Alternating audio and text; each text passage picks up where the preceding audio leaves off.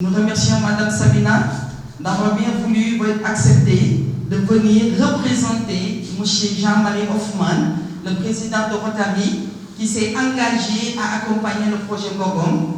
Nous remercions aussi particulièrement nos collègues de SOSL International Burkina, ici représentés par Ludovic Sawadogo, qui a pu faire le déplacement. Il a eu cette chance, contrairement à Christian et autres. Vraiment, merci aussi à monsieur le modérateur. Je l'appelle tonton parce que on était des collègues, mais aussi il était vraiment là comme doyen à nous accompagner dans tout ce que nous faisons. Monsieur Chérif Diagne, merci à vous également. Et à toute l'Assemblée, les journalistes, nos collaborateurs du développement. Merci. Je vais donc vous présenter la deuxième partie du concept Je t'accompagne. Vous savez, la vision de ce concept, c'est de favoriser le progrès social en aidant à l'instauration de meilleures conditions de vie des couches vulnérables, notamment les peuples sahéliens. C'est vraiment l'objectif, la vision du concept Je t'accompagne. Comme objectif, nous en avons trois. Le premier, c'est vraiment d'améliorer l'accès des couches sociales les plus vulnérables, comme je l'ai dit tout à l'heure, au programme d'aide au développement dans le cadre du MAE, donc notre partenaire vraiment, on peut dire, principal de financement, le ministère des Affaires étrangères et européen du Luxembourg. C'est eux qui financent donc la majorité de nos projets à hauteur de 80%. Mais aussi d'être éligible auprès d'autres partenaires techniques et financiers que nous sommes en train de rechercher. Le deuxième objectif, c'est vraiment d'unir les forces pour la promotion du développement durable au profit des populations vulnérables, notamment les populations sahéliennes. Et enfin, un troisième objectif, c'est vraiment le concept vise à faciliter l'acceptation des principes et méthodes qui garantissent l'accès de ces populations vulnérables au programme de développement prioritairement éligible auprès du partenaire, le ministère des Affaires étrangères et européennes, qui a soutenu l'ensemble des projets que nous avons mis en place ici au Sénégal, notamment les projets que nous avons faits avec la commune de Baba Garage. Je salue le maire ici présent, qui a fait d'excellents résultats dans ces projets. Toujours pour ce concept, donc nous avons une stratégie. Comment faire vraiment pour opérationnaliser le concept? Nous l'avons décliné en 4 points. Le premier, c'est de favoriser la prise en compte des besoins des populations cibles, notamment défavorisées, particulièrement dans une approche fondée sur l'équité. C'est très important, je pense, c'est vraiment l'approche EFHC, on peut l'appeler comme ça. La deuxième stratégie, c'est de recourir à des institutions nationales ou internationales. Internationale, pour le moment, c'est la coopération luxembourgeoise, pour favoriser le progrès économique et social de toutes les couches ciblées. Un troisième axe de stratégie qui est également identifié, c'est vraiment de créer des conditions nécessaires à la bonne gouvernance, la prise en compte des contraintes naturelles et socio-culturelles et l'intégration des questions environnementales, bien sûr, et du genre dans les programmes qui seront développés au Sud. Quand on parle du Sud, bien sûr, on fait focus sur le Sahel parce que nous sommes du Sahel. Mais d'autres, peut-être que plus tard, d'autres pays ou d'autres continents participeront à la plateforme. Et donc, dans un respect strict des lois et politiques nationales, mais publiques, nationales, mais aussi internationales, les ODD. Et troisièmement, donc nous ciblons comme stratégie l'appui à la responsabilisation et au développement de partenariats à 2 niveaux. C'est ça vraiment la collaboration. Le premier niveau, c'est le niveau technique et opérationnel. À ce niveau-là, donc l'approche repose sur le principe de complémentarité des compétences, des savoir-faire et expériences. Qu'est-ce que cela veut dire? Cela veut dire que donc, dans les étapes qui seront identifiées, notamment l'identification de projets, la formulation de projets et les études diagnostiques, on va mettre en place un réseau de compétences, bien sûr, qui voudront s'engager avec nous dans cette plateforme, notamment l'État ou ses démembrements, les ministères sectoriels ou directions sectorielles, autres projets ou ONG, mais surtout la compétence pérenne, les services techniques, donc déconcentrés ou d'appui au développement comme les agences régionales de développement. Également, donc, dans ce réseau de compétences qui sera donc, identifié et mis en place, il y a également, je l'ai dit, les services techniques déconcentrés qui sont bien représentés ce matin, parce que nous avons tous les services techniques déconcentrés des pièces qui sont là. Donc la planification est là avec ma sœur, Madame Si. Il y a également le développement communautaire, il y a l'appui au développement local, il y a les eaux et forêts, il y a l'agriculture, donc je pense qu'ils sont très bien représentés ce matin dans cette salle. En termes de... Les ARD sont là, hein. Vraiment là, ils ont participé même au processus d'organisation de cet atelier. Le directeur d'ARD de Diourbel, le directeur d'ARD de Thiès est là, le directeur de l'ARD de Fatick a eu une contrainte de dernier moment hier nuit et il a envoyé un de ses assistants pour donc, le remplacer. Ils sont tous dans la salle. Alors, donc toutes ces compétences-là, de même que les personnes et les structures ressources. En parlant de structures ressources, on pense à la recherche qui est là représentée. Donc le docteur Tim du Sénégal de Bambey est là dans la salle aussi. Je pense que la recherche devra être d'un grand apport donc, dans ce processus de réseau de compétences. Et également d'autres personnes ressources comme des cabinets privés et des associations de développement. Donc ça c'est le réseau des compétences qui vont accompagner l'identification et le développement de projets pour le recherche, pour aller donc pour le trouver du financement. Au niveau financier, donc le deuxième niveau c'est le niveau financier. C'est presque le même principe que le niveau technique et opérationnel. Cela veut dire que là aussi, c'est la synergie et la complémentarité qui sera mise en avant.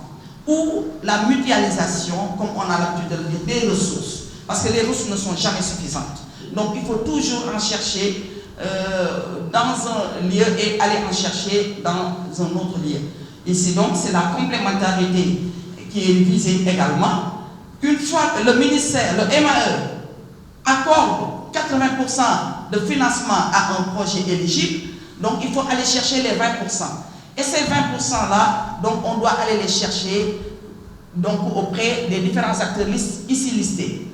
C'est le cas de Rotary, qui est là engagé, donc il va nous aider à trouver les 20% pour le projet de Gogok. Il y a l'État, qui peut aussi, dans un projet porté par un acteur étatique, il peut bien trouver le complément donc, du financement auprès de l'État. Les ONG, qui peuvent aussi venir entrer en synergie avec nous. Les collectivités territoriales, là c'est une nouveauté dans la démarche de développement des projets vraiment de SOS Sahel, Luxembourg et Sénégal. Avant, les collectivités territoriales ne participaient pas financièrement au financement des projets. Ils participaient, ils faisaient une participation donc, en nature, des participations valorisées. Donc, M. le maire de Baba connaît bien ce principe. C'est vraiment organiser les réunions auprès de la mairie et pendant les réunions, ils prennent en charge un peu les éléments nécessaires ou alors mettre à disposition un véhicule au cours des activités du projet, etc. Maintenant, ça vraiment avec l'approche, le concept je t'accompagne, ça change. Maintenant, il y aura bien une contribution financière des collectivités territoriales. Cela ne veut pas dire que la collectivité territoriale va apporter les 20%, non. Mais la collectivité territoriale devra donc apporter au moins 10% du budget. Mais dans ces 10%, il y a une partie qui peut être valorisée. C'est notamment quand, par exemple, la collectivité veut faire du reboisement ou un périmètre maraîcher, il peut bien valoriser le site d'implantation de l'activité. Donc là, ils doivent contribuer, donc c'est de la complémentarité au niveau du financement. D'autres projets ou programmes, parce que le porteur de projet, qui est une collectivité territoriale, une association de développement ou une direction sectorielle, peut bien aller trouver un projet ou un programme pour lui, donc pour financer sa contrepartie, c'est possible. Ou une entreprise locale ou internationale, comme vous le savez, les entreprises ont droit à des actions de responsabilité sociétale pour les localités où ils mettent en œuvre les activités. Mais également, nous, dans le cadre de Je t'accompagne, nous allons rechercher des fonds auprès de fondations, auprès de donateurs privés et d'autres acteurs, en tout cas susceptibles, de pouvoir participer au développement du concept « Je t'accompagne ». Voilà, en gros, ce qu'on voulait dire du concept pour un peu vous imprégner de ce que c'est. Nous rentrerons en détail dans les travaux d'atelier et dans les présentations qui vont suivre dans ce concept « Je t'accompagne ». Je vous remercie. Fatou Kidetal, directrice exécutive de SOS Sahel au Sénégal. Voilà, nous sommes là en train d'organiser un atelier pour la mobilisation des acteurs autour du concept « Je t'accompagne ». Donc avec nos partenaires du Nord, notamment SOS Luxembourg et SOS Sénégal, qui ont été initiateurs de ce concept.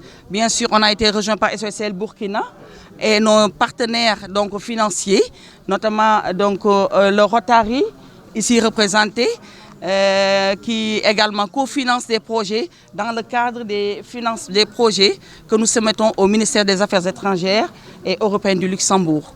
Donc c'est la raison de la tenue de cette présente rencontre ici à Thiès.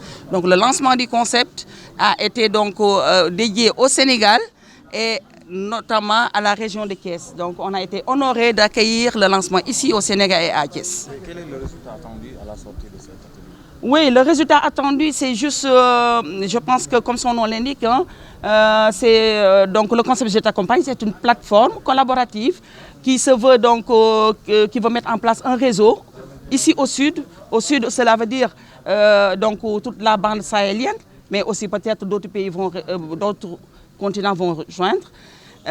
Au nord également, c'est-à-dire les partenaires qui nous accompagnent dans les financements des projets. Donc là-bas aussi, il y aura un réseau. Et ce réseau, c'est vraiment constitué. C'est des réseaux de compétences en fait, que nous mettons en place pour accompagner le développement et le financement de projets de développement au pays sahéliens. Voilà, et pour plusieurs catégories d'acteurs, notamment les collectivités territoriales, les associations de développement, les organisations de producteurs, mais aussi les structures étatiques, notamment les directions sectorielles qui ont besoin de mettre en œuvre également leur plan d'action. On est donc là pour les accompagner.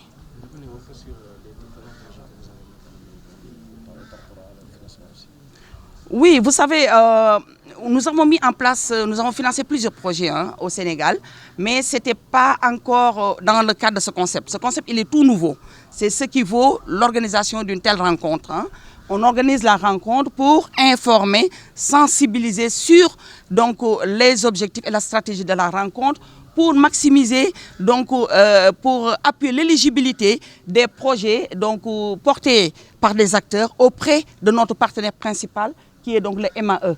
Mais en termes de financement de projets, développement de projets au Sénégal, SOS Sahel en a beaucoup fait. Ne serait-ce qu'avec SOS Sahel France, on avait 7 projets financés. Je pense que AEMN est là, AEMN en était bénéficiaire.